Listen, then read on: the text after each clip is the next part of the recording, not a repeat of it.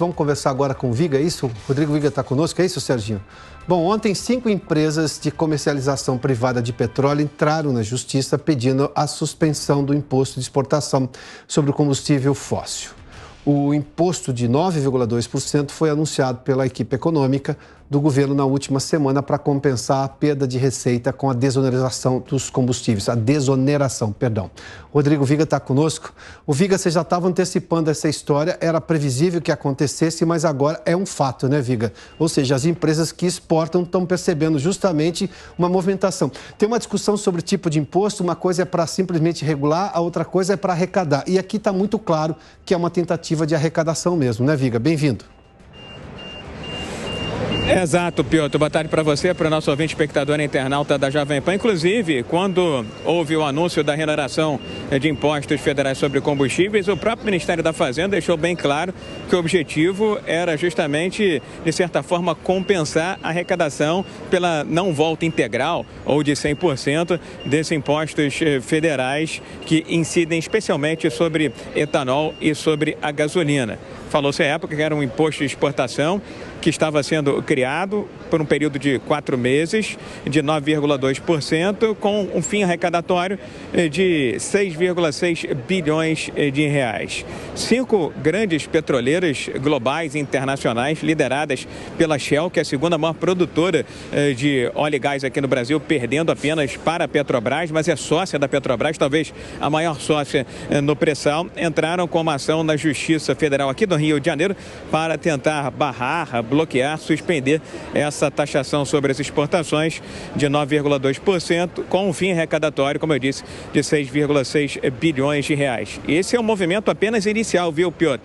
Porque eu conversei com fontes aí do setor de petróleo agora há pouco, outras petroleiras de médio porte, outras de grande porte também estão se articulando, estão em conversa permanente com seus departamentos jurídicos para uma conclusão final e provavelmente mover ações na justiça. Inclusive, isso deve ser feito pelo Instituto Brasileiro de Petróleo, IBP, ao longo dos próximos dias, contra a medida anunciada na semana passada no bojo, na esteira da chamada reoneração dos combustíveis. As petroleiras estão dizendo o seguinte, que foi uma medida imposta, não foi conversada, não foi negociada com a indústria de petróleo e que uma taxação como essa, além de ser uma grande surpresa, pode inibir futuramente investimentos e ainda, viu, Piotr, comprometer a competitividade do óleo, do produto brasileiro exportado. Lembrando que o petróleo é uma commodity cotada internacionalmente. Esse é um movimento, eu diria, apenas inicial.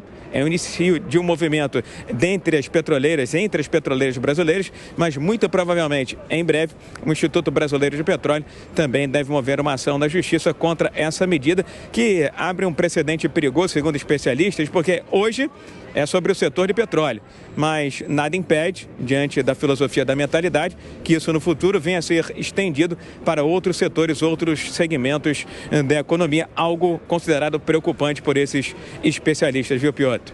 E tem também a questão política, né? Uma questão é a empresa e a justiça reclamar disso, né, Viga? Mas politicamente também, o PL, por exemplo, que é o partido do ex-presidente Jair Bolsonaro, em que você tinha uma outra lógica de redução, inclusive, de impostos, está prometendo ir à justiça também para reclamar dessa condição, ou seja, de suspender essa medida. Exato, Piotr. Tem um terceiro movimento, vou começar de trás para frente, né? Sempre quebrando aqui o protocolo, porque alguns especialistas, advogados e juristas dizem que essa medida pode ser, inclusive, ilegal. Por quê? Porque há contratos de concessão, há contratos no modelo de partilha de produção assinados anteriormente a essa taxação, que não previam um imposto adicional, a criação de uma tributação sobre as exportações. Então, esses especialistas, juristas, advogados, entendem até que pode ser uma medida inconstitucional, pode ser uma medida, na verdade, ilegal.